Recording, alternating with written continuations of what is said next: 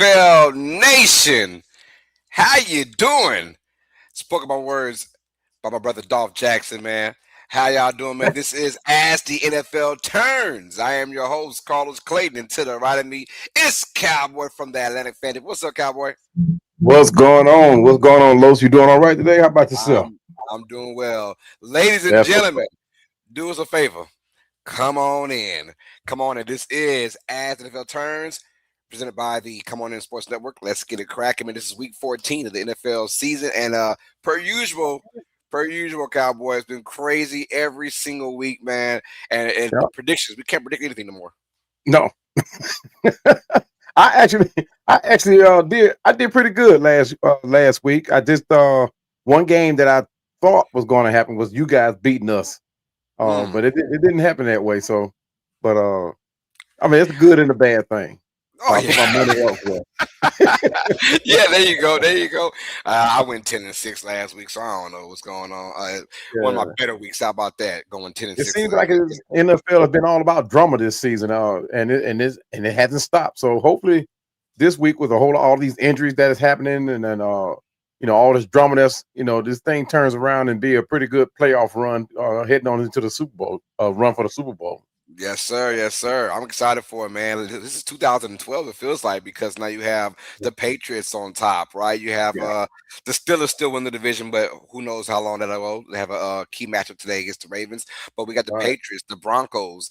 It feels like this is Peyton Manning and the Colts are still up there. It's just weird. 2012. Tom Brady's back, y'all. I don't Right, know. right. So a lot of difference in today's NFL than we saw just from last year. So it tells you any given Sunday is a true meaning for football, man. Hey, before we get Indeed. into today's games, we had a game on Thursday, Cowboy. Right. Dallas Cowboys taking the Detroit Lions, and that was kind of a playoff de facto game with Yeah. the Lions winning 44-30. I want to get your Yeah. takes on that game before we get into today's games. I was surrounded by Cowboy fans at work, so it was a good game for me. So, There you go. but it was like you said, it was that playoff atmosphere type Hmm. game, and Dallas and Green Bay always put on a good show for it, for the NFL. But I'm glad it turned out the way it did because I don't like Dallas Cowboys at all. And then, and to point out, I hate them worse than I hate the Saints. So I mean, that ought to tell Hey, you a whole lot I'm right with there. I'm with you. I agree with you. I'm the same way. I'm the Yeah. same way, brother. So, but yeah, I mean that game is actually pretty good. I mean, but Dak just keep on dacking, and and just not taking nothing away from his skill set. I just don't have that faith in him to take the Cowboys any further than round one of the playoffs. But it was an interesting game, But like I was telling the guys at the job, when it comes down to when the games matter, Dak don't show up. Mhm. During the regular season, he's the boss. But when it come down to a playoff run, you don't hear from Zach. Of course, they're missing their key receiver now, so that's going into the playoff run. It's going to be interesting to see who's the next man to step up. Speaking of key receivers, your take on George Pickens, man. A lot of flack going his way, Yeah, especially for Richard Sherman, yeah, the former Seattle Seahawks cornerback slash Niners cornerback. But he gave him a lot of flack, and I think it was warranted because of the lack of just pride from George Pickens. A lot of plays he yeah, took off knowing that it wouldn't go his way. yeah, And when you want to be that number one receiver or that guy that's going to make 40 million per year, you yeah, want to be a yeah, dog on every single play, no matter yeah. if it's going to you or not. Your Right. thoughts on George Pickens and the outrage from Richard Sherman on him? Yeah, I'm with you on that. I mean, but at the same time, as a $40 million receiver, you expect different from your offensive coordinator, right? Mhm. I mean, yes, you do have CD Lamb who you have to share the ball with, but you talking about somebody that's coming in and could potentially be the number one receiver for you going down into the future.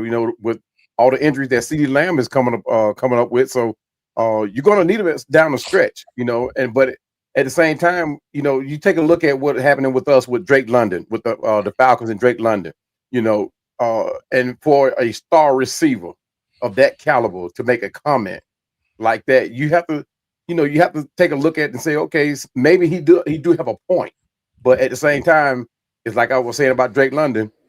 Ain't do it up in the air. You got to do it behind closed doors. That's right. That's right. That's right. I agree with you on that. Yeah. Cowboys in from Mr. Cowboy to the Cowboys themselves. um, they went from man. If they won that game, they would have had a I don't know 6% chance to go to playoffs. Now they're like an 8% chance. It's crazy Yeah. work. So I think their only way of winning is now win the division, and they better hope the Yeah. Eagles continue their downward spiral. We got Mr. Dolph Jackson in the building. Showing love. What up, Dolph? What's going on, family? Yeah, NFL Nation, how you doing, baby?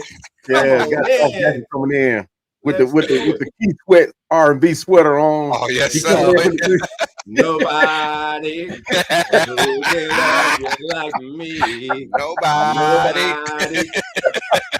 Keith Sweat, my dog, man. Keith Sweat, my dog. We got some folks in the building too. We got Anne Marie showing love. Says, good morning to Carlos, moderators, and everyone. What's up, Anne Marie? The law Good firm. morning, Anne Marie. Welcome. Good morning. Good morning. Said looking forward to the playoffs as a Patriots fan, as you should, Yeah. should. Yeah. We also got Benjamin 6135 says, who do you think will win the NFC South? My money's still on the Bucks, man. It's still in the Bucks. I like the Panthers. I like the little story they got going on, man. But it makes a good story, though, like you said. It's a good story, yeah. And they might play last, huh? Don't the Bucks and the Panthers play like the last game of the year, something like that? It could come down to that. No, we play you guys last game of the year. Oh man, never mind. Yeah, we played the Saints. No. The Bucks and the Panthers. Oh yeah. Them two will be the last one. Yeah. Yeah. So that could be some drama. We'll see. I don't know the way that the Panthers are. Jekyll and Hyde. We'll see how that goes. Cuzzo in the building, showing love. What up, Omar? That's my cousin. Let's get it, y'all. Omar, come on, what's up, Omar? So who that record says, who the Saints beating? Nobody. Oh, Lord. Hey, that's music to Carlos' ear, and a lot of y'all out there, y'all don't want him to win. That is. Hey, man. My ears. And I can't stand y'all. Because we ain't beating nobody. Come on, man. We need a little top 3 pick, man. What's going on? Who that? All right, man. Thank y'all for showing love. We appreciate you, man. Dolph, what's good, baby? What's good, man? Listen, man, week 14, man. Will be a great season. Every game now matters. Even games where you got losing teams going up against winning teams. Right. It all has playoff implications today, man. Can the Cincinnati Bengals run the table? Can they run the table? If they're able to pull it off today, is the AFC North out of reach for them? Man. I don't know.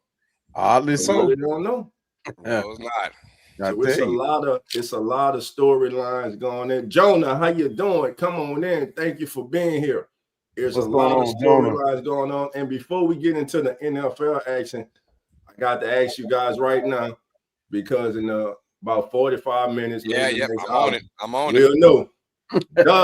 Who gets left out, Miami or Alabama? I'm going Miami. Hey man. I think. Go ahead, Cowboy. They doing my boys wrong. They are doing my boys wrong. Alabama should have never been in there. It should have never been in there. It should have been them Hurricanes all day long. I think Miami will be left out because I think the committee is not going to really punish Alabama because they actually had a road victory against Georgia in the regular season. That's the difference, I think. So that's why they probably won't punish them as bad. Now the game was ugly because I'm not for punishing teams that go to the conference championships, but I am for punishing them if they have an ass game. Yeah. And Bama had an ass game, and they got blown out. And they lost to Florida State. They lost to obviously Georgia this time, and they got beat out by Oklahoma. So I'm not a fan of Miami not going to their own conference game and sitting down and getting the benefit of just sitting down relaxing. I think Bama did enough this year. Honestly, I don't even like Bama. I mean, I'm more of a Vanderbilt kind of guy. I think Vandy should have been it. But I think Vanderbilt should have been in it before Bama, although Bama had to win over Vanderbilt. So I mean, there you go. If the committee was smart, though, the committee was smart, they would have made sure that Miami made it. Because wouldn't it be a storyline to see Carson Beck go back and get his get back for Georgia? Oh, Joe, if I'm Georgia, I love to see Carson back. Yeah, I know exactly what he is. That would be the storyline. I mean, you talk about headline news, and he'll throw 4 in the South. Teams are in the South. I mean, people will flood the Southeast just to see that game. Well, I mean, he would probably wouldn't play them until maybe if they make it to the like a semifinal championship game. So Georgia versus Georgia might be the number 2 seed. Shout out to Indiana, by the way, for pulling off the win against Ohio State. That team is for real. I'll tell you what I saw. I know this. Indiana's for real. Thank you. Like they are for real, for real. Yeah. I kind of knew, but seeing that game, I said just keep it close with Ohio State. No, they beat them. Yeah. They are for real. I tell you, Texas Tech, they are for real. Yeah. Dangerous team. So dangerous team. So you're top 4. You got Indiana, Georgia, Ohio State, and Texas Tech. That's a legit top 4 right there. They look good. And then we see James Madison in there. Does Notre Dame get in? Yes. I think Notre Dame gets in. Do they deserve to be in? Yes. No. Everyone's so mad at this team because they're not in the conference. I'm like, okay, so they have special privileges. I get that. I get that. But this team is a top 12 team in the nation. And I think they deserve to get in. Now, I get it; they're not part of a conference. You know, it's always going to be the, the asterisk around them. Like, but they go out there and they play competition on a yearly basis. No matter what they're, no matter that they're not in the conference, or not, they still play competition. I mean, they played Texas A&M back-to-back years. You know, they go out there and they still find ways to play. They were forced to, they were forced. Well, but I think Notre Dame gets in. I think Miami, unfortunately, is out. But I would love to see them out. I would love to see them out. Yeah, I would love to see that because the performance we saw from I don't want to see Bama anymore. The performance I've seen, I just don't want to see it. Yeah. Here's what I don't want to see, and they won last night.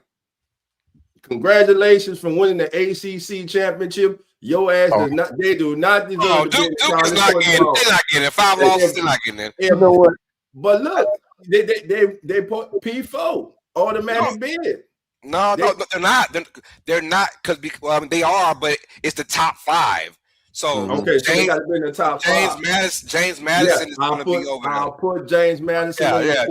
Duke has all the Dukes out there who are hating right now. So what? Y'all know y'all don't belong in no playoff with no 5. Virginia Tech would have won. Get them, Dolph. If Virginia would have won, they would have been in it over James Madison. But James Madison, well, Virginia was 10-2, of course. So they would have gotten that at 11-2. So, but no, they didn't get it in. So now it's going to be James Madison. If the committee is on it, so Duke won it. Let them go to the Mayo Bowl or something. That's all right. They'll be back. I mean, they'll Vanderbilt, man. God dog. Vandy should be in, bro. I like Vandy, man. Vandy should be in. Yeah, it's just unfortunate they're not in, man. I mean, but I said this though when it was 4, I felt bad for 5, 6, and 7. Now that it's 12, I don't give a damn about 13, 14, 15, 16. If you don't get in, you don't get in. I'm sorry. Get in, huh? If you don't get in, I mean, it is what it is. And if Bama's one of those that don't get in, I don't feel bad for you, brother. So be it. And look, all they asked you at the championship game, like you see by BYU, they're not getting it all. BYU got smoked. They're done. They're done. They got smoked. Bama got smoked. They had the luxury of beating that same team in the regular season on the road. Yeah. So they got that luxury. Right. But a neutral site. So if they don't get in, they got no one to blame but the damn selves. Because it's 12 teams that get in, and you got to find a way to get in there, man. Exactly. So all they say is don't get blown out. Don't get beat the hell up. Just be competitive. Don't lose at home. Yeah. Don't lose at home. Be competitive. You know what I'm saying? And then you'll be all right. They did none of that against Georgia, and if they're out, they should be out. Van Lock in the building showing us that Alabama shouldn't be in it. Yeah. What's going on, Van? Van's in the building showing up. What's up, man? Yeah, I think Bama shouldn't be in it, but you know that committee is with their Bama love. They'll find a way to put Bama in there somewhere. If Bama might be number 11, taking on Ole Miss or something. Right. So James Madison makes it. They do. Oh, they do. Because Virginia lost. Yeah, that's why. They're the last championship team to get in. That's why they'll get in. Bama got 3 L's, they should. But hey, they did win at Georgia, so you You can't overlook that. They got blew out yesterday on a neutral site. Yeah. So you gotta look at the wins they do have, but we'll see. We'll see. In about 30 minutes from now, we'll see, man. You know they're gonna take like an hour and a half to be good. Hey, so. my cousin, a quick question. Said, what y'all think about Roach versus Pitbull? I think Roach got robbed a little bit, but it is what it is. I mean, boxing is boxing. Look, it's always controversial. That's why I don't do boxing. I'm gonna watch it today. Come on, Roach and Pitbull. I mean, Pitbull was on his ass though. I mean, the Mexican fighters, they don't play around. They go at you, man. But no, it is what it is. I think both deserve to win, both deserve to lose. So, right now, Van, to answer that question, I think Indiana's the betting favorite right now. What they did last night, they showed last night that they are legit, as Carlos said. They are to be taken for real. Now, listen, I still don't think, like I heard the announcer say last night, their quarterback, he's a great college quarterback. I don't see him translating to the NFL. They can try to push him up at the he even said the number one pick in the draft. Man, stop it. Everybody picked the number one pick in the draft. No, bro, not no quarterback, not no quarterback in this class. Somebody got to be. You know how it is. Yeah, you know how it is.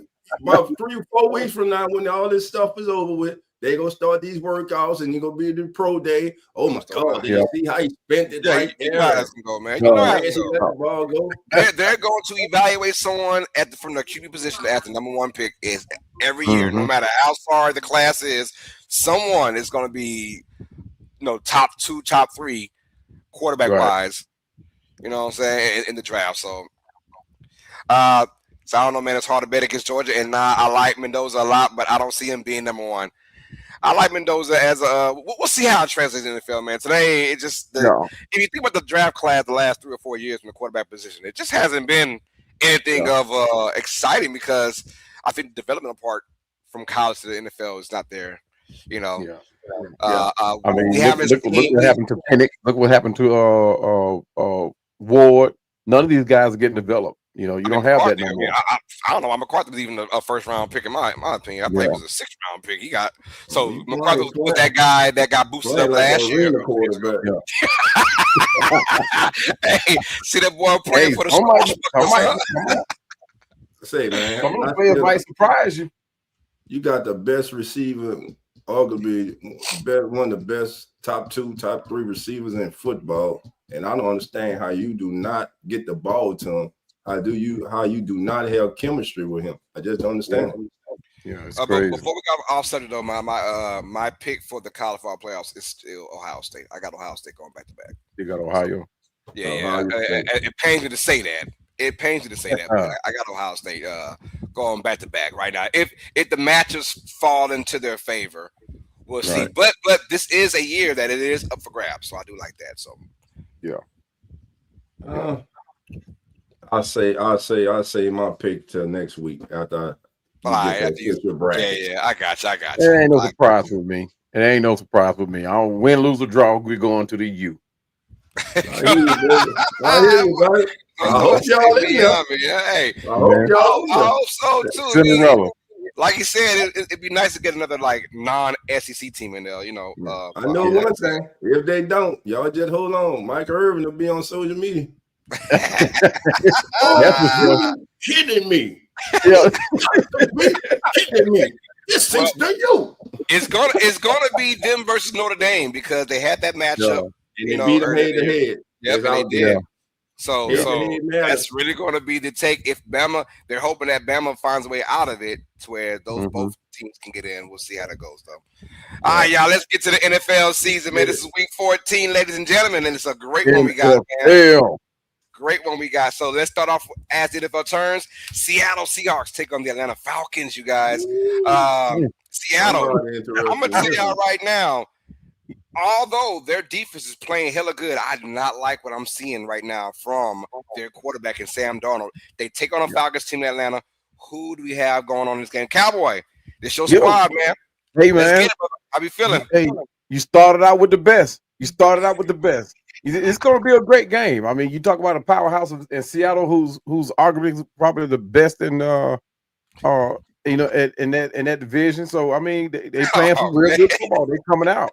But I mean, it's hard to go against a winning record. You know what I mean? No matter how ugly it is, it's hard to go against it. But the Seahawks, they got some key players that are out. You got Riley Mills out. Their wide receiver, he's out with a quad. Derek Young, he's out. So, but their defense is deep. I mean, I'm not defense, their offense. They're deep, so they still have some weapons that could still go in and pull out a good win. If Sam Donald stays away from the turnovers.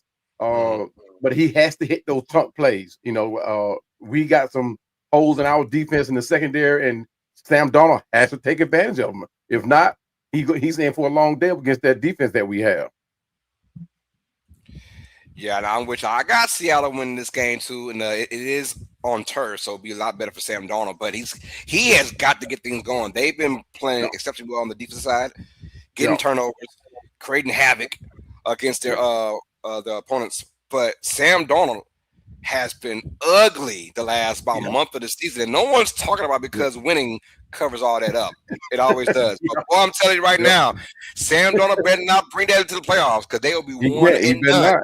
He better not, because they'll be one and done in this thing. Yeah. So I like Seattle winning this game. Real key players. Oh, go ahead. Go ahead. I like Seattle winning this game. Atlanta, obviously, Kirk Cousins and company, man. It's tough to see them going on. They look very well to start this year off. But man, I mean, injuries play a factor in the court. They're still a young defense as well. Yeah, I got Seattle win this one. How about you, Dolph? Oh man, where we start with this one, man? I know I got my boy Cowboy in here, baby. Come on with it. I wish I got tough skin. Come on. I wish I could tell you something good today, baby, but you lost to the Jets last week. Hey man. But look, man, like Carlos said, Sam Darnold's hit that rough patch in the season the last few weeks, but still Sam Darnold has been playing good football this season. He does have the Seahawks in the current position that they are currently in. One reason for the recent struggles for Darnold has not been because of the interior of his offensive line, but I'm gonna spotlight one player. I saw this young man this past season at the Senior Bowl, had an opportunity to interview this young man, Gray Zabel. Gray Zabel has allowed the 5th lowest pressure rate of any left guard with 200 plus pass blocks, and is one of just 3 players to not have allowed a sack all season. Wow. They hit a home run with that young man. And speaking of home runs, only Charlie Hennigan with 1,393 yards in 1964. And the great Torrey Hope, we know Torrey Hope, the greatest show on turf, Torrey Hope, 1,387 yards in 2003. Yeah. And former Jets great wide receiver Rob Moore with 1,348 yards in 1997 had more yards in December prior to Jackson Smith Enigma, who has the 4th most receiving yards before December with 1,336 yards. Guys, that's the most at this stage of a season in the history of the National Football League. With all that being said, I'm calling for the upset today, baby. That's right. I know who that nation. You're going crazy, but I'm taking my fan hat off, baby. Y'all better listen to Dolph. Y'all better listen to me. B. John Robinson goes big today, baby. Give me them dirty birds, baby. Fly Falcons, baby. What y'all say? Rise up, baby.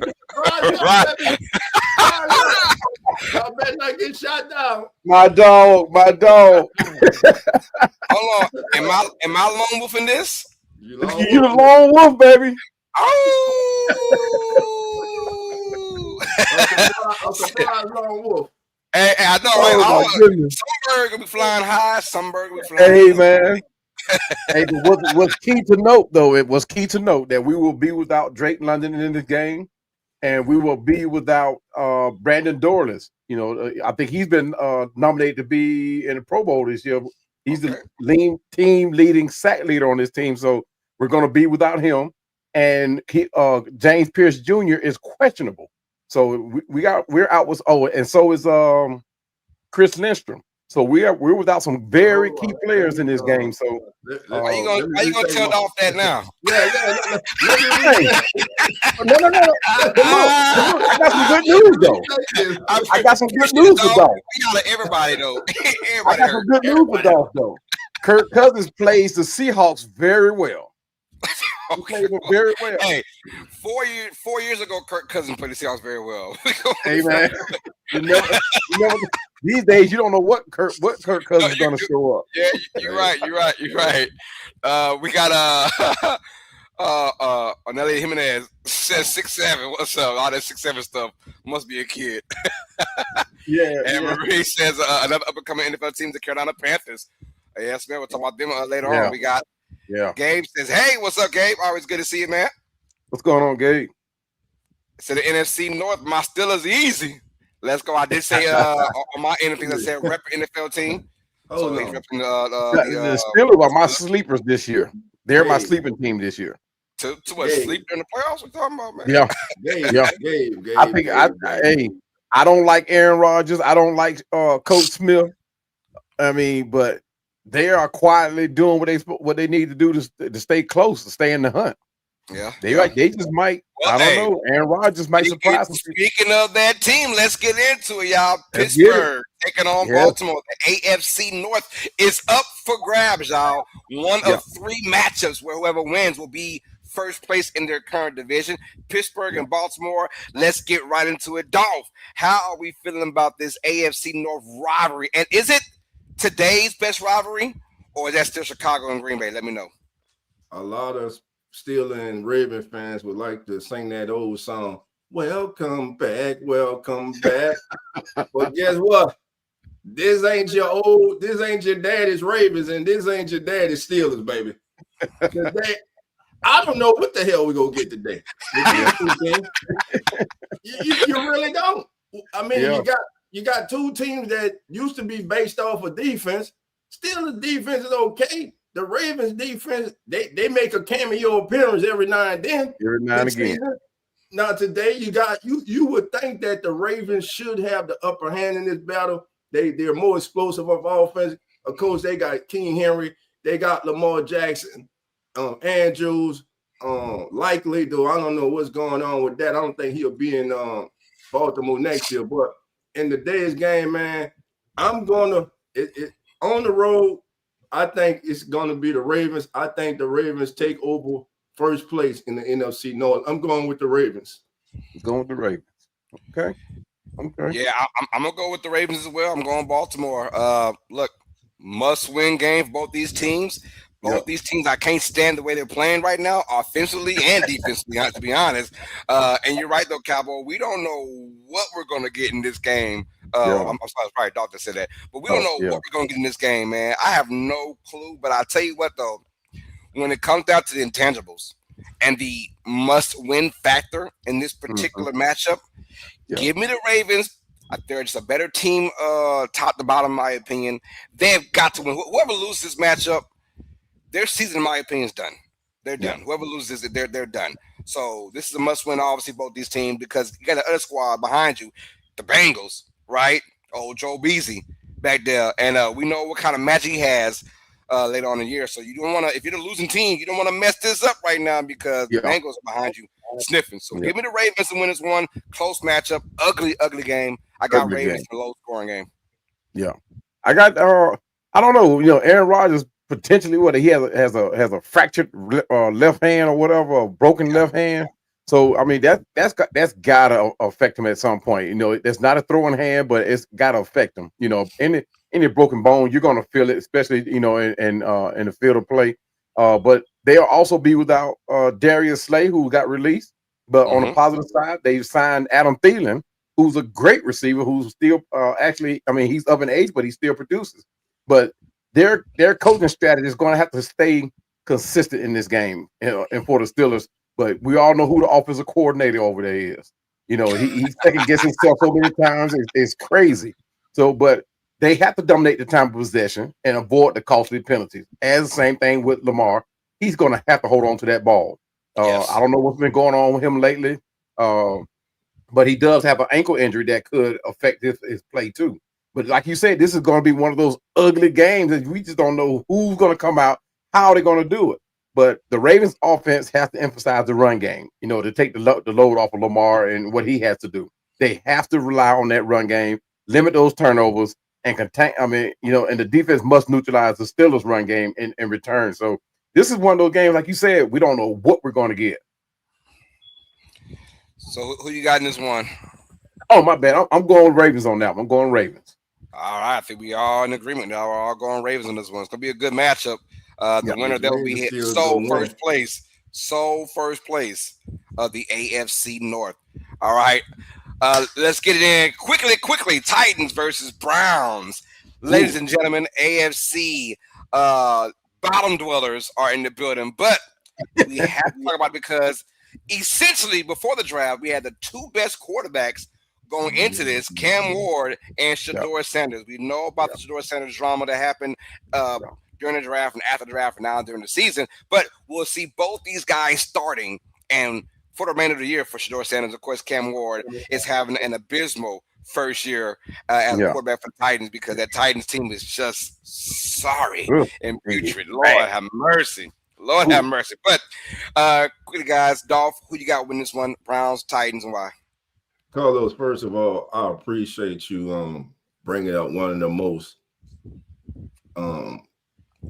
biggest but yet under talked about matchups of the week. As you say, we had Shedeur Sanders and Cam Ward before the draft. These were considered the top two quarterbacks. It was take a coin flip before everything happened that happened. Yeah. Today, you're not going to sit here and tell me, knowing Shedeur Sanders and knowing his pedigree, what the day means for him. Yeah. He is going to go out there today and try to prove all the naysayers, all the haters wrong and show them I should have been the first quarterback selected in this draft. Now, that can either work for you or it can work against you. Yeah. In other words, he can't go out there trying to do too much. Just play within yourself, play smart football, and let everything else take care of itself. As for Cam Ward, I think the young man is going to be good, but I don't like right now the setup that the Titans have for him. What is their identity? Does he have a running game he can count on? Who is his top two go-to receiver? Does he have an alpha dog receiver? What type of offensive line does he have? Not a very good one. This young man is one of the most sacked rookie quarterbacks right now in the history of the National Football League. And that right there scares me from him because, as you all have heard me say before, I think back to when David Carr came into the league with the Texans and how he was just like a crash dummy. That's how much that kid was getting sacked. It's been the same with Cam Ward. But Cam Ward shows those flashes. If you just put the necessary talent around him, I think that young man is going to be good. But this is one of the games that I will be having highlighted on my TV today. So with that being said, in Cleveland, that defense and the Incredible Hulk going for the NFL single season sack record. He against this Titans line, he might get it. TV. We might see history today. He might get 7 sacks today. And and I'm not playing. And that's with them trying to chip and double team him. Yeah. So give me the Browns today in a game that I think will be close. And I think Cam Ward gonna do the same thing. He gonna try to show, hey, there's a reason I went number one and not you. So that's it's must see to me. That's must see TV. Yeah. The Titans are going to be they're like maybe 3, maybe 4 years out for having any type of competition coming into the NFL. But Shedeur Sanders I think if, like you said, his pedigree, he's going to have that mindset of going in, hopefully keep it simple, doing what he's supposed to do, and instead of trying to prove everybody wrong, he's going to show them what they've been missing and what they should have done in on the onset of the draft. But their defense is what's going to win this game for the Browns. Shedeur is still trying to figure his receivers out. He's still trying to figure out the chemistry of this offense. So, but he, in the midst of that, he will make plays and enough plays to win this game. The defense is going, like you said, we just may see a record get blown. I mean, happen today from Myles Garrett. But Shedeur Sanders is going to lead the Browns to a win here over the Titans. I take the Browns with you. All I'm saying, if you're Shedeur, do not turn the ball over. That's it. Yeah, and you'll get a win easily. You'll get a win easily because this Browns defense is dominant, especially at home, and they're going to take care of a putrid Titans O-line, a very bad offense in Tennessee, and I think the Browns blow them out in this game. I think that hand the ball off, don't turn the ball over, and you can get an easy dub out of here, and then your record will be 2-1 as a starting quarterback. You're going to have more wins than Cam Ward already. Which is sad by how bad this offense looked in Tennessee. But I think Browns win this game easily. Their defense, and I'm with you, Dolph. Myles Garrett might just get the sack record this year, this game, easily. I think he's 3.5 away. Is that correct? I forgot the number. I think he's at 19. He's at 19. Already. 22.5. So we got how many games left? 4. Yeah, 4 games. 4, a sack a week. He got it. So yep. But he, like I say, he liable to get 7 today. Oh my God! Hey, he has shown he can do that. So. And if any Tennessee Titan offensive lineman is listening, there's a reason I'm saying it, and you see it every day on film. We done saw it all season. Prove me wrong. Right. Prove me wrong. All right, let's continue with y'all. Another AFC South battle. This was also for the division lead. Great games. Great one we got going. Yes, we do, man. The Colts take on the Jaguars. Right now, Colts are spiraling down, and they looked just 4 weeks ago to have command of the AFC South. And now, Jaguars, at this very, very moment, are number 1 in the AFC South. They've just won games. That's all they've done. Just win the game that you're in there. They don't have the best competition, but they won. That's all that matters. Well, this game is going to be key. I'm going to go first, y'all. I'm going with the Jaguars here. And look, I'm going with the Jaguars because of history. Can y'all tell me the last time the Colts won in Jacksonville? 2014. Andrew Luck. That was the last time the Colts have won. It's been going on almost 11 years straight now. They have not won in Jacksonville, and this year will be no different. Give me the Jaguars to win. Look, I like what they're doing. Them getting Jacoby Myers, that was a very sneaky trade in the deadline. And he's giving them a receiver who can catch and run at the same time. And obviously, Brian Thomas is still out there doing this thing. So, I mean, I like this team playoff-wise. And their defense has always been sneaky good all year. I think they'll put it on. Look, the thing is, Daniel Jones has had that fracture in his leg, right? And he can't do a lot of running anymore. We saw this last week where instead of Daniel Jones going under center for these tush pushes, it was a tight end who fumbled, by the way, and Warren. So it tells you his limitations of his bottom half. I'm going to go with the Jaguars because if you stop Jonathan Taylor, you stop the Colts. And I think the Jaguars stop Taylor today, and I think the Jaguars going to win. It'll be a really good game, but give me Jacksonville. How about you, Dolph? All right, so you say stop the Jaguars, stop Jonathan Taylor. Well, the Jaguars defense, they have stopped every running back this year. In fact, no running back has had 70 or more rushing yards in a game against the Jags this season. Woody Marks in week 10, he had 63 yards against them. That's it. This team defensively has been off the chain. Carlos spoke about one of the most underrated trades, Jacoby Myers. Well, since arriving, he has recorded a team high 21% targets. He's hauled in 18 or 21 of those targets for 245 yards. For all my fantasy guys out here, you might want to look up, see if he's free. The 13th most amongst receivers. So we got that. I don't think that the Jags today will be able to stop Jonathan Taylor. I know Jaguar Nation, like, dog, you just read and you just said that we have. I'm going to tell you why. I just don't trust your quarterback. Yeah, I don't trust your quarterback. I don't trust him. I just don't trust him. You can't trust the quarterback, man. If you can't trust the quarterback, Trevor Lawrence, he's the kind of quarterback that makes you just Just want if I had hair, I want to pull it out watching him play. because he teases you with the mechanics and the talent that he has, and then he just makes those strolls and those bonehead plays. When you sit there, you're like what the hell? What are you thinking? And then Daniel Jones on the other side.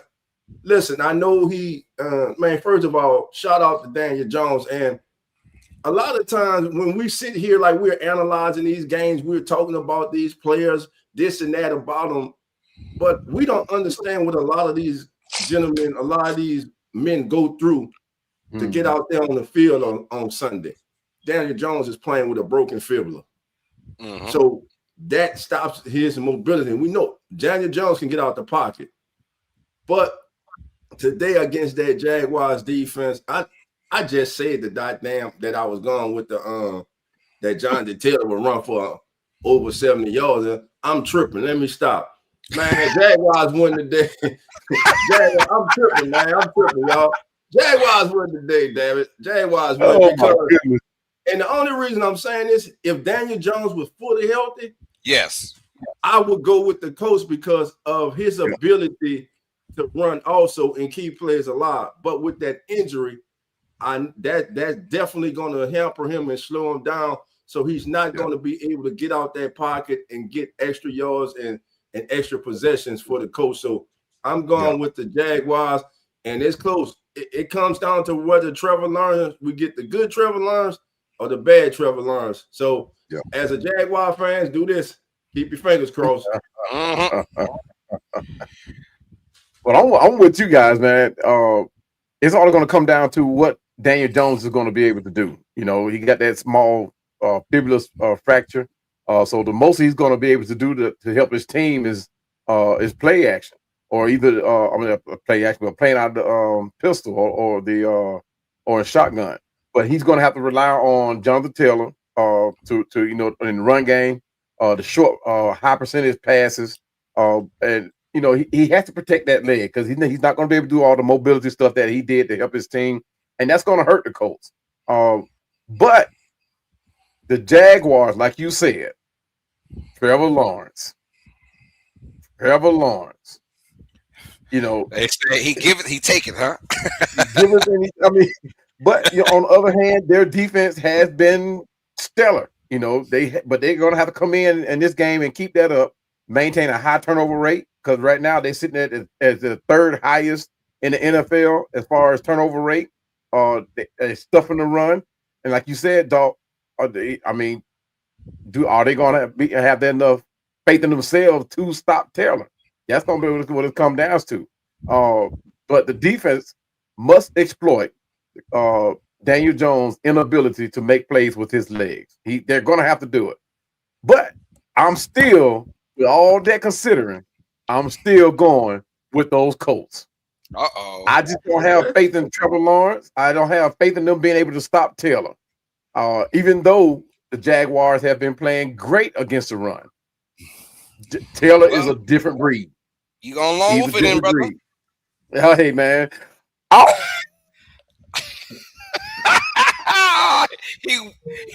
have to do it like the junkyard dog. I have to do it just like him because I'm telling you. You got to lean into the mic. When you leaned away, we ain't hear nothing. We ain't hear nothing. All you heard was we ain't hear nothing. Oh, well, let me hit it right then. Let me hit it right, baby. I ain't got my dog chain. Oh, there you go. There we go. Hey, man, I'm the lone wolf on this one. I got to take them Colts coming in. Let's see what Taylor's going to be able to do because it's going to come down to him running that ball against that great defense over there with the Jaguars. All right, guys. Before we get to the next game, man, there's a new segment that your boy Doze here. You know what? Carlo got his thing. Lawrence got his thing. I need just to add a little something to it, man. So I was thinking like, damn, Dolphins. Oh, we at a symphony? What the hell is going on, dog? No, we're not at a symphony, baby. But I'd like to welcome everybody to the Turning Point. All right, baby. So today on the Turning Point, let's get to it, baby. We go focus on a franchise that has been reborn. In a league where history often weighs heavy, sometimes all it takes is one bold decision to reset everything. That decision, my friend, was hiring Ben Johnson. When Ben Johnson was hired as head coach, let me get us out the way. There we go, baby. There we go. Ben Johnson. So when Ben Johnson was hired as head coach in 2025, this wasn't just a new season. This was a new era for Bears football. Johnson arrived with a reputation built in Detroit as a progressive offensive mind, a track record of maximizing talent and building elite offenses. Last season, the Bears limped to a 5-12 record, the kind of season that leaves fans tired and cynical. This year, however, it's different. The vibes are entirely different. Under Johnson's leadership, the Bears are 9-3. They are sitting atop the NFC North and the entire NFC. As they enter the final stretch of the NFL season as the number one seed in the NFC playoff picture, which they have earned, this makes this transformation striking and all the more impressive. Through identity, discipline, and a renewed sense of purpose, Chicago is back. Chicago's offense isn't just better, it's become dependable, more consistent. They're scoring, moving the chains, and finishing drives.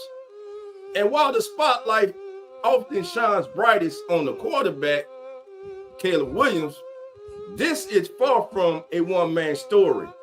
This is coaching, culture, and construction. This right here feels like the beginning of something bigger. A Bears team that once struggled to make noise is now being treated as a serious Super Bowl contender. And with the playoffs in the crosshairs, we will soon find out if this is actually legit. That, my friend, would do it for this week's inaugural edition of the Turning Point with your boy, Dolph Jackson. Appreciate you, fam. All right. Well done, my brother. Well done. Great highlight. All right, let's get to it. Do we got to do this next game? We are an NFL show. We kind of have to. I said that for my son-in-law. He a Dolphin fan. And shout out to my boy Billy. Billy, what up, Billy? Billy. Hey, let's get it, y'all. The Washington Commanders are going to the Minnesota Vikings. Good news for Washington, though. There is Jaden Daniels probably won't play in this game, but he is ramping up maybe to play next week. I don't know. I'm not quite sure. Carlos, he's coming back. He's playing. He's coming back. All right, well, he's going to play.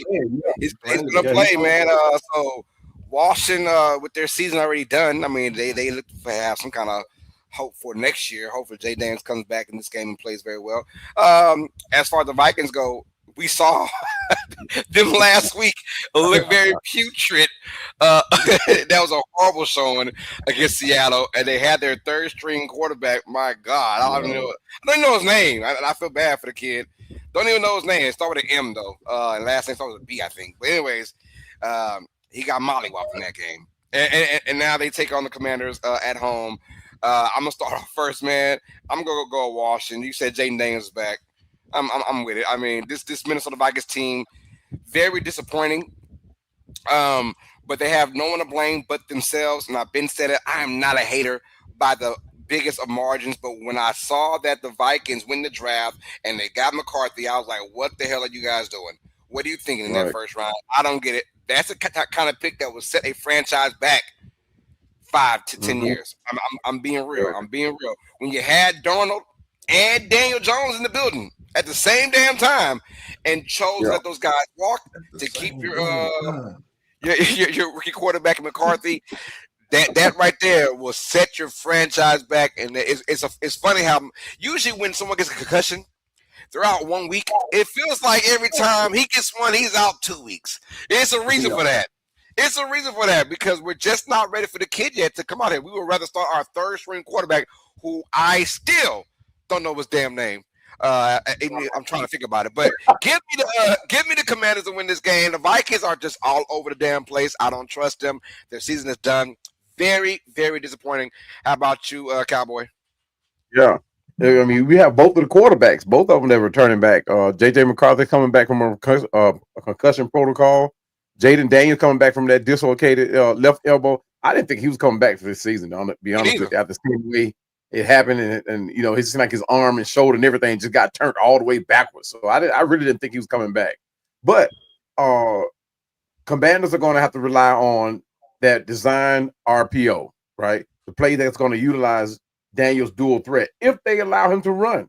He may be a little shell shocked from that elbow injury because that thing was, it looked painful, but it still may be in the back of his mind, hey, this could happen again. But at the same time, he's an athlete. He's been injured before. So he's had to bounce back before. So and he came back to win. So he's not new to this. So he all he has to do it now is do it on this level, right? So, but the Washington Commanders have to protect their quarterback, knowing that injury is there. They're going to have to protect him, contain the pass rush. The offensive line must hold up against the Vikings' edge rushers. On the other hand, J.J. McCarthy, he's another one. The offensive line has to protect him. That concussion, that was something major for J.J. He's never dealt. I think they said that was his first one. So he's going to have to play through that and come back. First of many to come, brother. Yeah, but they're going to, for the Vikings to win, their strategy is going to have to be the play action passes, screen passes to ease the return of Mike McCarthy. So he won't have to be asked to do so much. But he must play a clean game, avoid the mistakes, limit his mistakes, but he's going to make them like he's been doing in the past. So all he has to do is limit them, and they can possibly stay close in this game. But I'm going to go with the Commanders on this one. I think Jaden Daniels is going to come back and have a decent game enough to where the Vikings are going to take an L on this one. Guess I'm highlighted. I guess I'm next. Well, you got Jaden Daniels. You got J.J. McCarthy. Can I stop right there? I should. And I know a lot of people say, Dolph, you're always ragging on J.J. McCarthy. Well, for good reason. Yeah. For good reason. They blew him up after that week one. Well, he sucked for 3 quarters. I'm talking the kids sucked for 3 quarters. They blew him up, had a light little comeback, and they blew him up. You heard about him all week. J.J. McCarthy had an NFL worst 57.9 passing rating in 2025. 36 quarterbacks with 5 or more starts this year. Ladies and gentlemen, this is the worst career passing rating by any, I'm going to say it again, the worst career passing rating by any first-round drafted quarterback who was drafted in 2000 or later. He has surpassed the fertility of one Josh Rosen, who had a 61.1 passer rating. Enough said, Commanders win, man, because J.J. McCarthy starting. Damn. No need to talk about anybody else. No offensive line, no defense. Just stop at J.J. McCarthy. All right. Well, we all agree the Commanders beating the Vikings in this one. Another game we don't want to talk about, but we have to. The Dolphins take on the New York Jets' AFC East matchup. The Jets offer that win over the Falcons. Hey, look, call it what you want, man. Hey, 5 weeks ago we were saying that Glenn might be one and done. He's got this Jets team playing hard and playing fast, and they're still a very young team. Dolphins, on the other hand, barely squeaked out a win against the Saints, but a win is a win. Got that as well. And look, both these teams aren't going anywhere for this year. This is basically just for pride. I'll start with you, Dolph. What you got in this matchup, man? Dolphins and the Jets. Now, I'm actually going with the Jets because though the Dolphins won last week, Tua played an awful game, man. He did. They shouldn't have won against better competition. They would have lost last week. I mean, a lot of they catch the ball too. I mean, yeah. I mean, Yeah, that's for another yeah, that's subject. another. Yeah. Yeah, but what I'm saying, Carlos, is the Miami Dolphins are 5-7. They're not that far behind in the wild card race because you if you think about it, the Steelers or the Ravens are going to come back to them today. I'm not really sold on Buffalo. They're barely holding on to the final playoff spot in the AFC. So in the Dolphins, I believe have won 2 or 3 out of their last 4 games. The Jets, like you said, have won their 3rd game. Like you said, we all thought Glenn probably would be out of there. But today I'm going with the Jets because I think the Jets have the better quarterback. Now, the only way that the Dolphins can win this game is just relying on A-Chain, and the young man has just been special the last 3 weeks of the season, putting up at least 125 yards in each game. But I'm going with the Jets because I don't trust Tua. I'm going with the Jets in this one, and Tyrod Taylor. Yeah. I'm the same way with Dolph. Tua just been playing awful, and on top of that, Tyreek Hill, he's expected to come back and play. But even leading up to this game, Tyreek Hill wasn't playing his best. He's been dropping passes, even sitting out on plays. So Tyreek Hill can be a distraction in this game. On top of that, wide receiver Jalen Waddle, he will not play. He's questionable, but I don't think he'll play. That's going to count. Tua needs those weapons. For him to rely on the next man up, it's just not happening because his starters, they weren't doing it as starters. So, but the offense, they're gonna have to start using the pre-snap motion and the misdirection to create space for these speedy players that they got remaining. Because these are new guys. I mean, Tyreek Hill coming back, how he fits in, we don't know. They have to limit the sacks. Tua just been taking them all year long, and going up against the Jets, I don't see it slowing up. But in order for them to win, they have to start fast and stay up. They've been starting slow. It's been costing them games, but they have to get out early, lead the Jets down the field with their run game, and somehow make a few plays in the pass. Now, as far as the Jets, Sauce Gardner, who's been a heavy dose of defense for the Jets, he's going to be out. He played for the Colts, so he's out. He's with the Colts. Oh, yeah, that's right. They released him. Yeah. But they still have, even without Gardner, they still have a good defense, and they actually been playing pretty good with those young guys. So the Jets defense is going to have to come out and win this game for them. Like Dolph said, the offense, they just happen to have a better quarterback play, not the better quarterback, but the better quarterback play. They're going to have to run the ball, establish the run early. They got to win that defensive battle. Force punts, field goals, keep the scoring low. And I can see that being this type of game where the scoring will be low. And with that being said, I'm going with the Jets on this one. All right. I'm going Jets as well. It ain't got nothing to do with them. It's all about Miami.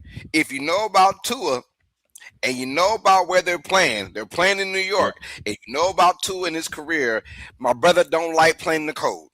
He just don't. He don't. Hey, his record, 0-8. 0-8 for what, Carlos? When the temperature at game time is 45 degrees or lower, he is 0-8 for his career. My man grew up in Hawaii. He played in Alabama, and now he playing in Miami. The man don't like the cold weather.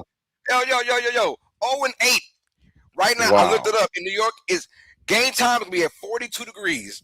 Give me the Jets. Ooh. That's if he plays. He may not play. He may not play. He said, hold on, coach.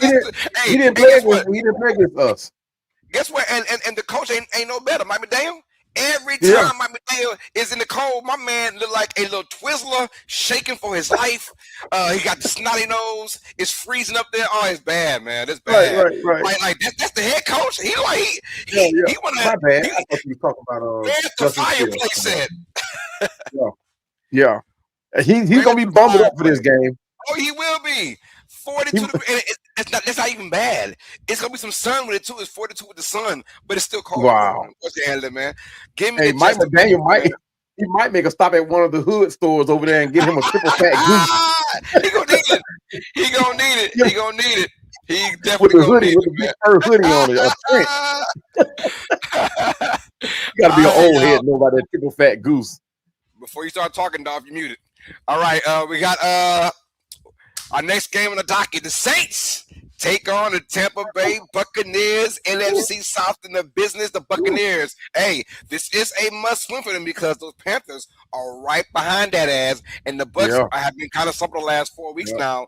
1-3 the last 4 games, so they got to get things rocking and rolling. Well, no better time than to play the New Orleans Saints right now at home. They are minus 7.5-point favorites in this game as well. Buccaneers and Saints, I will let you go first, Dolph. What's up with it, brother? Who that nation? How you doing? Come on in. Take a seat, sit back, relax, put your feet up, grab a drink, and let's watch the Saints upset the Tampa Bay Buccaneers today, baby. That's right. Tyler Shuck gets his get back, baby. He gets it today, baby. He's had a whole week to prepare, baby. He's not just coming in late in the third quarter, baby. He's going to start the day, and Tyler's going to throw that ball around the yard against that Bucs defense. And by the way, today he solidifies himself as being the quarterback that the Saints should build around the future. Because once again, there's not one quarterback, not one damn quarterback that should be taken number one overall in this upcoming draft. Stop it. Building all these people up to be what they're not. They're not NFL franchise-changing quarterbacks. There's not a one coming out this draft this year. Not a one. But we're going to have to sit through all that. But with all that said, once again, who that nation? We about to shock the world today, baby. Give me my Saints, baby. Oh my goodness. Man. I'm gonna go with Tampa Bay on this one. I'm just keeping it. They're at home. It's a must-win game for them. You want to kind of get some leeway with the Carolina Panthers behind you. I think the Buccaneers will do just enough. They got Buck Irvin back. That's a good sign for them. And they may even get Evans back before the playoffs. So they're talking about Evans coming back before playoffs, not in this game, but I mean, just some decent news for them. And of course, Godwin's back as well. I think they're getting healthy at the right time. They need it right now. Hasn't been the best season for them, but they had a very, very, very tough schedule. I'm not gonna lie, their schedule's been very, very tough. And they're still number one in the NFC South right now. I think they get a win over the New Orleans Saints. But I agree with Dolph, though. It'll be a tough matchup. I think the Saints always find a way to play well against the Buccaneers, no matter who's under center, no matter what our records are. So give me the Bucs to win this one, unfortunately. Oh, boy. I'm going to have to keep you the lone wolf on this one, Los. For two reasons. One, the Saints will be without Mike Evans. They did get Godwin back. They still have their rookie, but they are also without Bucky Irvin. Oh, damn. So the Saints just may have a better chance of winning this game than we both think. But hey, what's that kid name though? Turner, 44, Tucker. What's his name? Right, he's been playing very well. Yeah, I like him. I mean, Bucky too. He's questionable, so he may or may not play. But I think if, like you say, if that kid keeps running the way he does, I think they're going to keep Bucky out, keep him, going down to the playoffs. But my man in this one is going to be Tyler Shaw.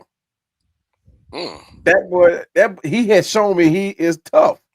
Me and Dolph spoke about this. I think it was when we played you guys. We talked about Tyler Shaw, and the tenacity he showed behind that line of scrimmage. It was tough. When I watched him, he reminded me of Tyson Hill. Not as in the form of his versatility, but his toughness. He wasn't scared of us. Even though we brought the heat to him, he was not scared. So I can see this young man improving week to week, and like Dolph said, solidifying that he is the quarterback of the future for the Saints.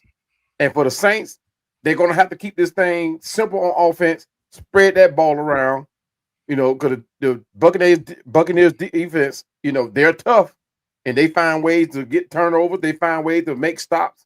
But the Saints is going to have to come in, spread that ball around. Kamara has to he has to become a Kamara again. I don't know what it's going to take to get that, but he has to become Kamara, he out too. He's out too. My goodness gracious. Oh my goodness gracious. Go ahead, keep talking.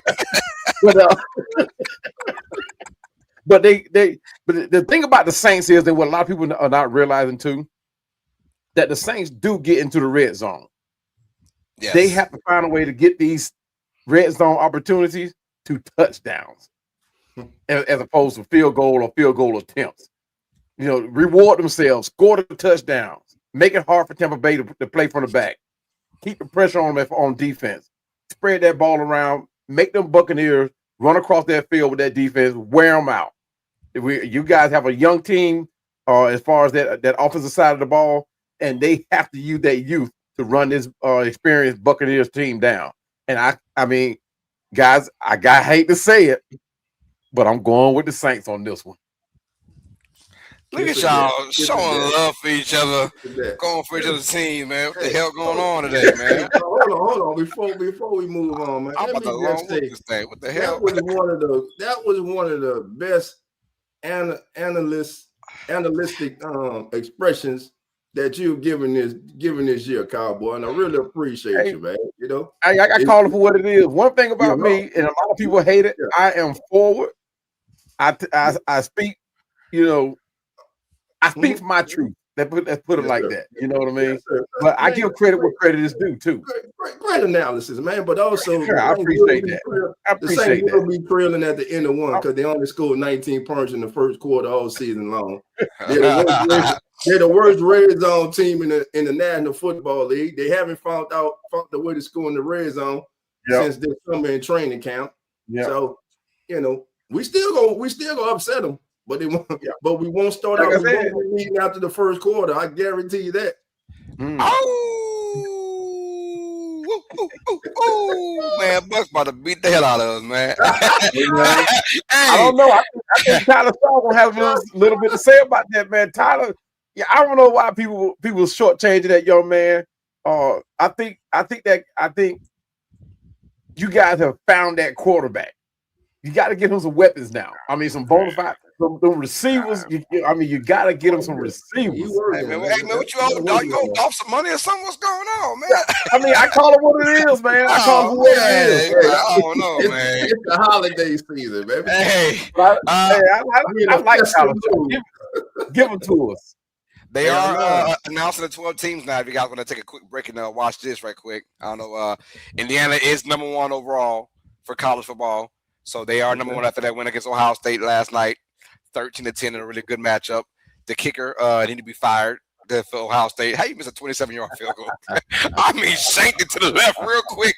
Boom! I say, damn. But Ohio State now is the number 2 seed. I thought they would drop a 3. No, but they're the number 2. So they just swap spots. So I'm assuming that number 3 is going to be Georgia. They'll stay at 3, and then I'm pretty sure Texas Tech will be at 4. How they're going with this. So, I mean, they're gonna stretch this out the way. So let's go with the Bengals and the Bills right quick before we get into the final matchups for college football, as Georgia is official number 3 in the playoffs. All right, y'all. Let's go with the Bengals and Bills.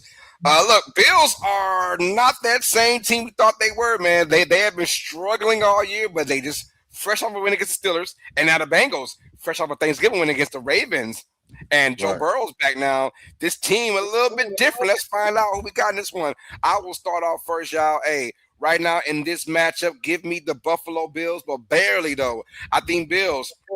And both these teams need it now. And I won't count both these teams out in this particular matchup, but I'm going to go to Bills. I think that the running game with James Cook is going to be the difference in this matchup. They're going to run down Cincinnati what the Ravens could not do last week against the Bengals, was run that football consistently. I think the Bills find a way to do that, not only with Cooks but also with Josh Allen as well. Give me the Bills to come out here and win it, but it'll be a close matchup because throughout the years, never discount the Bengals at all, especially with Joe Burrow. This team is weird. They play better when their backs are against the wall for some reason. And I'm gonna go with the Bills to win this one though. How about you, Cowboy? Hey man, look, Joe Burrow, he's not the same as he's been in the past, but he must be precise playing against this Bills secondary. The Bills secondary have been playing great as of late, but their downfield attack, they must take advantage of what the Bills give them because they're going to give them the open field. They're going to give it to them, and Joe Burrow has to read with like I said, with precision, and he has to do it fast. But the Bills must contain the Bengals must protect the Bills front four. Contain the Bills front four and give Burrow time to operate. But giving him time to operate, he has to do it fast because the Bills do make adjustments. As been shown when they played against us, they make adjustments on the fly. So he has to make a decision fast and take advantage of what the Bills give them. Contain Allen. Their defensive pressure must force Allen into quick throws. We showed that that's what they need to do. Make Josh Allen make his decisions fast and on the run. As far as on the Bills side of the ball, that dual threat ability of Josh Allen, the Bengals have to contain that. We did a good job of doing that, forcing Josh Allen to make mistakes, and the Bengals going to have to do the same thing. The Bills defense, heavy zone blitzing to get Joe Burrow to get on the run, confuse him, and keep the pressure on him. Their defensive line, I think they're back healthy, so they're gonna use every guy on that line to get that pressure on Joe Burrow, who has been struggling against pressure. So it'll be one to watch what the Bills do. The Bills have to win the turnover game to generate takeaways and also establish the run. Keep that clock moving and take the pressure off Allen's arm. Allen, like Dolph said earlier in the show, he's been playing erratic lately. So I mean, the Bills actually do have a shot in pulling this game off. So I'm gonna go with this is actually gonna be a good one, guys. Yeah. I'm gonna take the Bengals on this one. I'm gonna take the Bengals. What you thinking, Josh? Dolph. I'm gonna tell you right. I'm going with the Bills. I think the Bengals will make it interesting. But speaking of Josh Allen, this up and down season for him, one of the main reasons for that, and you guys want to pay attention to it, everyone out there. Josh Allen has thrown 6 touchdowns and no interceptions on 135 passes this season. When he has had, tight end Dalton Kincaid on the field. That is compared to 13 touchdowns and 10 interceptions when Dalton Kincaid has not been on the field this season. When Dalton Kincaid is on the field with Josh Allen, you get MVP Superman Josh Allen. When he is not, you get Josh Allen with kryptonite around his neck. So is Dalton Kincaid playing today? I believe he is. And if he is, look for Josh Allen to be the Josh Allen who we have came accustomed to seeing him be. And right quick, just on the college football playoff, your 4th seed is Texas Tech. The 5th seed will be Oregon. 6th seed is Ole Miss. So, and the 7th seed will be Texas A&M. So right now we have our 4 matches who are playing home games in the playoffs. Oregon, Ole Miss, A&M, and Oklahoma will all be hosting. They'll all be hosting the first round. I love that about the college ball playoffs. They'll be hosting now. So before we get to that, you got a long wolf at Cowboy. Going with those Bengals. Oh, okay. Oh, one thing you failed to mention though, Dolph, when you read off those stats. Yes, sir. When Josh Allen is played under the duress, he does not perform well, even with Kincaid. Ooh. He does not perform well. So that's what when I said that the Bengals have to get that pressure on them, they have to get that pressure on them. Alabama will take on Oklahoma. Oh, Alabama you got to number be 9. kidding me. I told you they're getting in. I know they're getting in number 9. Damn. Which lets me know, ooh, you're gonna get probably Notre Dame and Miami is out. Notre Dame, Miami, and then James Madison, huh? Let's see. We'll find out. So wow. Our first matchup, we have Alabama at Oklahoma. Ooh, they get number 9. But I did say that they're not going to punish them. Hold on, let's get all three of us in there. They're not going to punish. They're not going to punish Alabama for that championship game because they beat Georgia in the regular season in Georgia. So that's why they didn't punish them too hard. Now, I thought they might go to number 10 or 11, not number 9. They beat Oklahoma. Oh, shit. Oklahoma beat them the first time. I think Oklahoma wins again. That defense. Beneval's defense, oh, my goodness. That's just a nasty defense right there. I think Oklahoma's defense is going to single-handedly win that game against Bama. Can they score enough, though? Hey, crazy. The winner will face Indiana. Wow. Blowout. The winner will face Indiana, man. Hey. Congratulations. Shit, it's going to be a good one. It's going to be a good one. So right now, we currently have Bama at Oklahoma. Here we go. The last 3 spots. All right, who is number 10 now? They're going to go ahead and draw this one out, but we are right here for you guys, man. I like the matchup, though, Bama and Oklahoma. They faced in the regular season already. Oh, there you go. Miami's in it, baby. The U. Oh, they're in. The U got it. The U is in at number 10. That is crazy. It's all about the U, baby. The U is in. They got in. They got in. Miami is in against A&M. U is in the building, baby. Texas A&M. That's gonna be a good one. Oh my gosh, that's gonna be nice. U is in the building, baby. The U is in, man. Wow. Yeah. Miami and A&M. That's gonna be a matchup. Let's go, Carson Beck. If you're a Notre Dame fan, you are nervous right now. And see, Miami got in because of the head-to-head over Notre Dame. That's why they got in. Let's go. Here's what I'm talking about.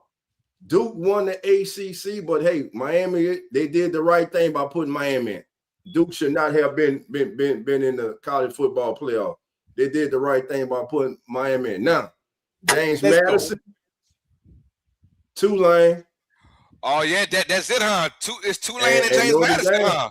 And Notre Dame is out those. We got 2 out of 3 spots. Oh no, Notre Dame might be done. Notre Dame might be done then. Who's going to be left out? Let's see. Oh, you gotta put in Tulane. They're in there. Tulane's going to be in it, and then James Madison's going to be in it. Oh, let's find out the number 11 spot. It's going to be just a moment. Who's going to take on Ole Miss, you guys? Who's going to take on Ole Miss? They said the hell with Notre Dame for right now. Ooh, 2 spots to go. That head-to-head was crazy. It's going to be up. BYU, are they eliminated too? Oh, they got beat last night. They got beat down bad, man, against Texas Tech twice. Yeah, so I understand it, but man, they got beat down bad. That was an ugly ass game, and like I said, you got to show up and show out.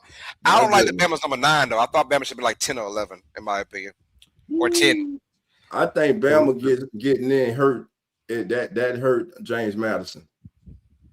You think so? Yeah, I think. I think James Madison just might be in a James Madison and Notre Dame. I think they're gonna feel. You can't leave Tulane out, man. No, Tulane's in it. Tulane's already in it. Tulane got to be in it, man. They got to be one of these last 2.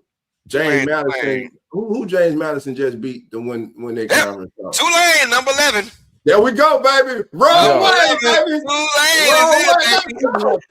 Tulane is your Ole Miss.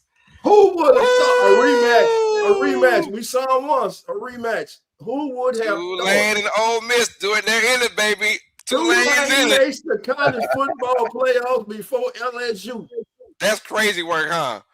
Wow. Crazy work. We got a Louisiana team there for the first time in a 12-team matchup.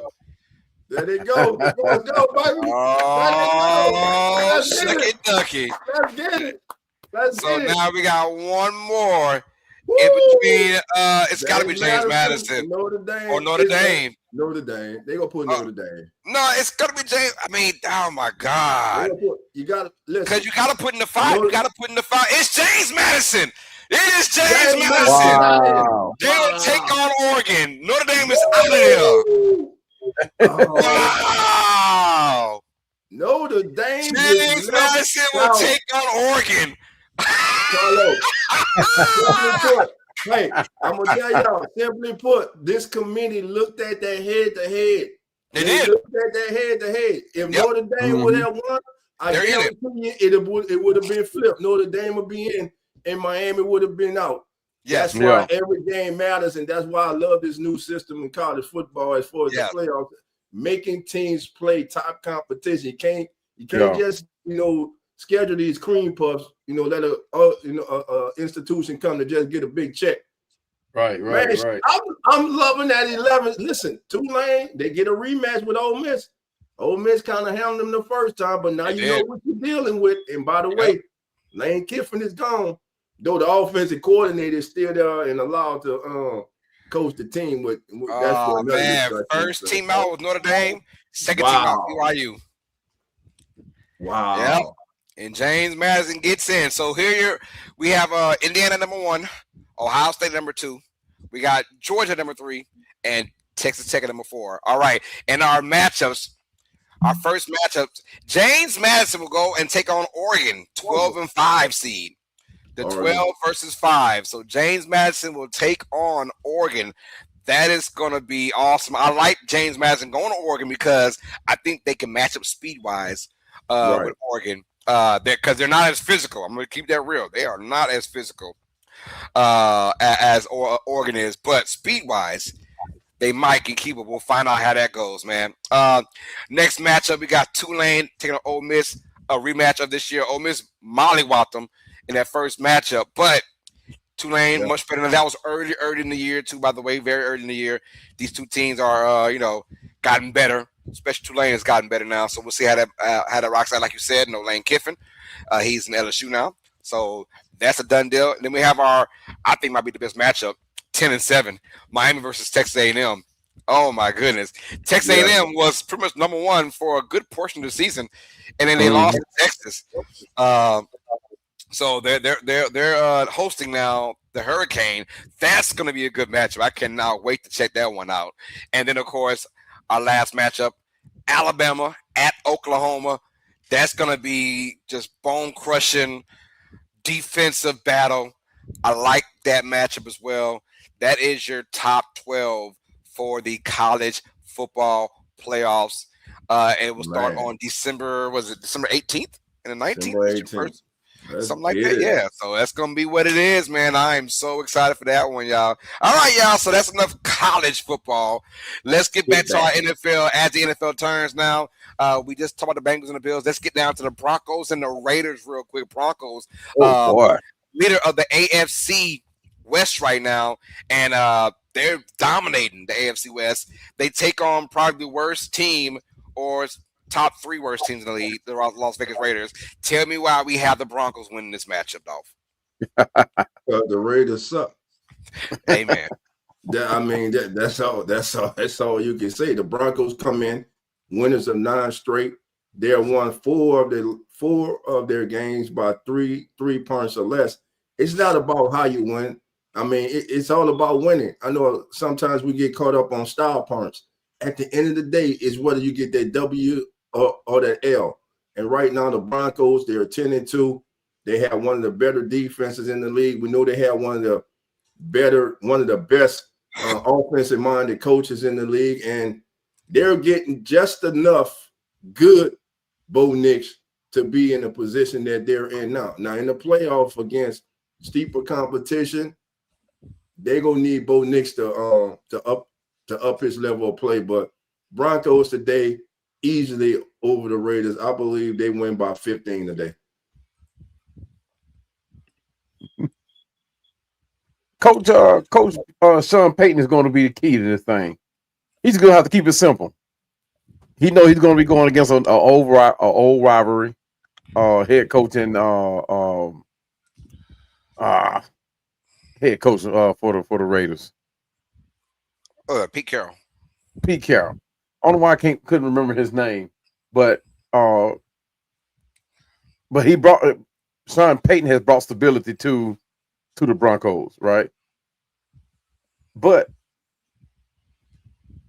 Bo Nix has been sporadic.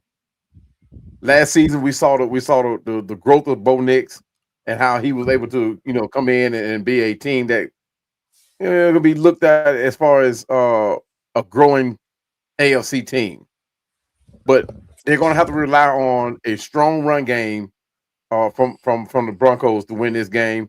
The Raiders can't shortchange them either because they have that big tight. Well, they have two big tight ends that could very well be very key in this game.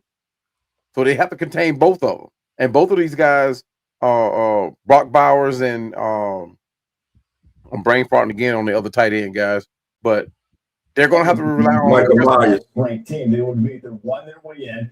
Say it one more time. Michael Myers. Okay, Michael Myers, and appreciate that. But for the Raiders to win this thing, they're going to have to come with the aggressive blitz, heavy scheme to confuse the rookie quarterback. Well, he's not a rookie no more, but I mean, the man, almost 28 years old, 27 years old. But their offense is going to have to utilize their running back and short passing game to sustain the drives, as well as key in Brock Bowers. Keep feeding them tight ends, those two rattlesnakes of offensive weapons. They're also going to have to win the turnover battle. The Raiders have been like turnover prone since the beginning of the season, but they're going to have to limit their turnovers and limit their Broncos' chances, giving them opportunity to win. The Broncos are going to have to protect their rookie quarterback, which they have been doing a whole lot of. They must dominate the trenches on both sides of the ball for the Raiders. I can see the Raiders coming in and actually stepping up in this game and giving the Broncos all they can handle in the trenches. So I'm going to go with the Broncos on this one, though, simply because Bo Nix is due for a big game. And I think this is going to be the game that he does that in. So, I mean, he's the key to the future. Look, I don't give a damn what Bo Nix we get in this game. We can get good one, bad one, horrible one, sloppy one, drunk one. He can come in there drunk AF. You know what I'm saying? Because they're in Las Vegas. We saw what CeeDee Lamb was doing in Vegas a couple weeks ago. Him and Pickens are throwing up the YNs. It's crazy out there, man. But then you look at Bo Nix, though. They just gotta play their style. I don't care if it starts off bad and it ends well, or if it starts good and it ends bad. They're still gonna win this game. But I'm looking at Geno Smith, man. If you got any kind of freaking heart to play this game, Geno, if you got any heart to play this game, my goodness, man, he's got to come up better than what he's doing. And Pete Carroll went out of his way to get the man. Yeah. Pete Carroll said, I want Geno Smith as my quarterback. We went and got you. What you're showing, not only Pete Carroll and Raiders Nation, but also the whole entire NFL, is that you don't care. You don't care. Right. Body language bad. Leadership must be horrible. I don't know what's going on, but right now they have just hurt themselves by going after Geno Smith, trying to get something that'll get them somewhere in 2 or 3 years. Now they might have fallen back 4 or 5 more years because of this pick. Who knows? Yeah. It's just bad. It's so bad that you got the number 6 overall pick, the running back, to play for you, and he can't get nothing going on either, the rookie, because they're not scared of your passing game and they're overloading that box. And so the Raiders, besides Brock Bowers, who's the only saving grace on that offense, besides Brock Bowers, who is a man among men, he is a beast. Besides him, they have nothing to show for this offense. It is getting ridiculous now what I'm seeing in Las Vegas. I got the Raiders. I got the Broncos winning by 20 in this game for some reason. I don't know. Give me the Broncos a slacker, man. Good gracious. Clean sweep, baby. Clean No sweep. complaining. Nah. Yeah. It's bad in Raider Nation, man. And shout out to the Yeah. Broncos, man. Like, even the games where we thought like, oh, they had no shot to win this one, the Broncos found a way to win. And Yeah. it don't matter about how you win it because they're beating bad teams, they're beating good teams, and we've Right. seen that now. Keep Yes, it rocking, sir. rolling, y'all. The NFC West Yep. now. The Los Angeles Rams take on the Arizona Cardinals. Y'all, we had to go through this real quick, you guys. Rams and Cardinals. Who you got in this one, Cowboy? Oh man, this is gonna be one of those things. It was an easy one for me. I'm going with the Rams all the way. Veteran quarterback Matthew Stafford, he's still the engine of this offense. He's still the engine of that could control that pulls out great games, bad games, find ways to win. But he must keep up with the high tempo passing game designed to exploit the defense of the Cardinals, who not playing very good football right now. But Stafford must keep it clean. But because the Cardinals defense is desperate, and they could possibly come up with a few plays because the secondary is not all bad. Defense as a whole, the Cardinals are bad, but their secondary is kind of solid. So Stafford has to keep it clean, and stay away from the prone of throwing, giving away the football. Let's put it like that. Kyler Murray, I don't think he's going to play today. I don't think so. Marvin Harrison, Off of the year. he's out for the year. Marvin Harrison, he's out. So the Cardinals going to have to dig deep. Like you talk about have any kind of heart. They're going to have to dig deep to even score, talking about winning this game. But they're going to have a heavy reliance on their running back. Quick passes to even make a good showing offensively. Defense, they got to focus on generating the pass rush, limit the yards after the catch, which is going to be hard for them. Because like I said, the only thing that they have to speak of as far as defense is their secondary.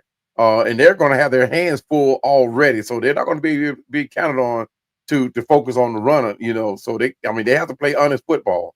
But the Cardinals must control the clock for whatever reason. I don't know why, because they're not going to win this game. And they have to create sacks and turnovers, put the pressure on Stafford to disrupt the Rams' rhythm. How they're going to do it, I don't know. But I'm going with the Rams on this one. I got them going winning by at least let's just say 18 on this one. Ooh. All right, Dolph. I don't think Cowboy understood the word quickly. So let's see if we can get you on a quick one, man. You only got 12 minutes left till the game starts. Hey, my bad. Hey, man, look, I gotta get it. Hey, I gotta get it in, man. I'm like, I can't even do my show now because I. Hey, Matthew Stafford, 32 touchdown passes, only 4 intercepts. Devontae Adams, 14 touchdowns. He gets another one today. Rams defeat the Cardinals. Although the Cardinals have been playing very well under their head coach over the last 2 years, this will be a close matchup. I think they'll keep it close. But give me the Rams. This one too much firepower with Paku and all them boys. So I like the Rams to win this one. Pretty easy. Let's go on to our next one, you guys. Next one, the docket. And that's going to be the Texans and the Chiefs now. Sunday night football. It's going to be a good one right here, y'all. Let's give it now. Cowboy, let's try it again, man. Texans and Chiefs, so you got this one. How short do you want it? I'm gonna take the Kansas City Chiefs on this one. Give me Kansas City Chiefs for $400. Chiefs for 400. I love it. All right. You ain't gotta go that short, but yeah. My man had a whole novel for the Rams and the Cardinals, man. Hey man, it's just the Rams and Cardinals. I got you. How about you, Dolph? Man, Texans go to 8-5. CJ Stroud throws a touchdown for the first time in 2 games, and that defense holds up as the Chiefs see their playoff hopes dwindle away. Hey man, Chiefs gotta have this one. They're at home, cold weather. I like the Chiefs against the Texans. If the Texans can find a way to win this game, watch out for Houston, man. If they can get in as a division champion, yeah, they might put a hurt on somebody, man. But I do like the AFC South champion, whoever that may be. They might be the sneaker team in the AFC. We'll find out. So let's keep it rocking and rolling now. Monday Night Football, Eagles and the Chargers. Eagles, man, thank God for the Cowboys losing on Thanksgiving. Otherwise, they be sweating they Thanksgiving turkey right now. Eagles take on the Chargers. Chargers without. Is that true, Dolph? Are they out without Herbert? Is he out for this game? I'm not sure. I got to look it up and see. Well, regardless, I'm going Eagles, y'all. Must win for Philadelphia. They have to get this win. Herbert, it has a bad left hand. Otherwise, I think it's Trey Lance as the backup quarterback. I'm not quite sure. Don't quote me on that. But I like the Eagles to win this one. Monday Night Football, gotta have it, man. Got to have it. But also, Chargers need it as well. But let me go to the Eagles. That defense is gonna shut down this Chargers offense. I like Philadelphia in this game. Watch your Dolph. Let's go. Upset. I'm going to Chargers, man. I think the Chargers keep the spiral going downward for the Eagles. Chargers with the upset Monday night. Ooh. And how about you, Cowboy? I tell you what. Give me the Charger for 200, Zach. Chargers for 200. I'm gonna keep it short. Oh man. It will. We got to find out Herbert if he's going to be playing Monday night. I was told he wasn't. That was a couple days ago, but I have no idea. So we'll see. Yeah. But I'll along with going with those Eagles, man. We'll see how they do, man. We will see how they do, y'all. All right. Y'all want to win some money right quick? Yeah, let's go. It's that time, man. Let's get it. That time, man. Let's win a little money right quick, y'all.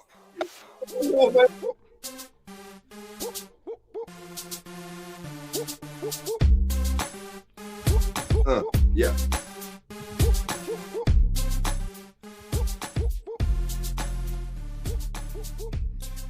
All right, y'all. Let's get it, man. Hey, this one. Baby, we know about Biggie. You know what I'm saying? Heavy is the head that wears the crown. That's right, y'all. What I'm saying is we got some divisional matchups. Whoever wins this one, they're going to be first place on week 15. But that crown gets real heavy when you're the leader. So let's go down with it. Lamar Jackson and the Ravens taking on the Steelers. Lamar Jackson over under 25.5 rushing yards for Steelers. I'm going with the under. A bad ankle, a division rivalry. I don't think Jackson doing that much running, y'all. I'm going with the under for Lamar Jackson rushing yards against Pittsburgh. Hey, speaking of rushing yards, we have Colts and Jaguars. Another good one, you guys. Jonathan Taylor over under 93.5 rushing yards for the Jaguars. I'm going under as well. That Jaguars defense at home balling, you guys. And guess what? The Colts ain't won there since 2014. It won't happen today either, y'all. Under 93.5 rushing yards for Jonathan Taylor and that Colts. We'll find out how they play later on. All right, y'all. Hey, game of the week. We haven't talked about it yet, but we're in a minute. DJ Moore and the Chicago Bears going to Green Bay, the frozen tundra. DJ Moore, there's no Odunze, right? So Moore is not your number one receiver. Will he act like it? Over, under 3.5 receptions for the Packers. I say over. Get DJ Moore involved, especially my fantasy league. Come on, DJ. Catch the damn ball, man. And in that same matchup, Jordan Love, over, under 206.5 yards passing versus the Bears. Look, the Bears can turn your ass over, but also they give up a bunch of yards. I'm going with the over. Jordan Love over 216.5 pass yards versus the Bears. Give me that. And of course, before we get out of here, y'all, anytime touchdown. Mark Andrews, tight end for the Ravens, will get a touchdown against Pittsburgh. If you put down 100, you can win $160, you guys. I'm going Mark Andrews anytime touchdown versus the Steelers, ladies and gentlemen, and that is cash in with Carlos. Let's rock and roll. All right, that was cash in with Carlos. And with that being said, y'all already know it's time to get into it, baby.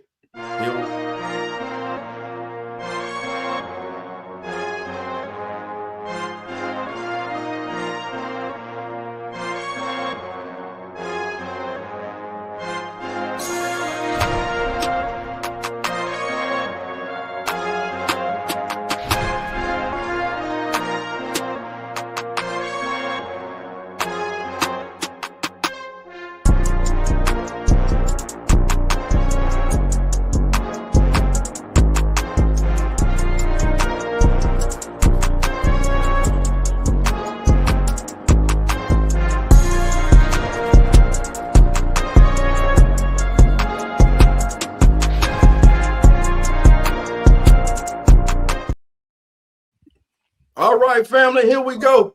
Give me the music in the background, Carlos. Here we go, baby. There you go. I hit it. Here we go. Y'all know what time it is. It's time for straight balling. Well, who's gonna be your straight baller for the day? Well, baby, Doug once again, third with the country, baby. I went around the National Football League and I stopped in Sin City, baby. That's right. Because today in the Broncos Raiders game, there will not be just one baller today. It will be 11 or 22 defensive players for the Denver Broncos, as the entire Denver Broncos defense will be straight balling all day on Geno Smith and the Las Vegas Raiders.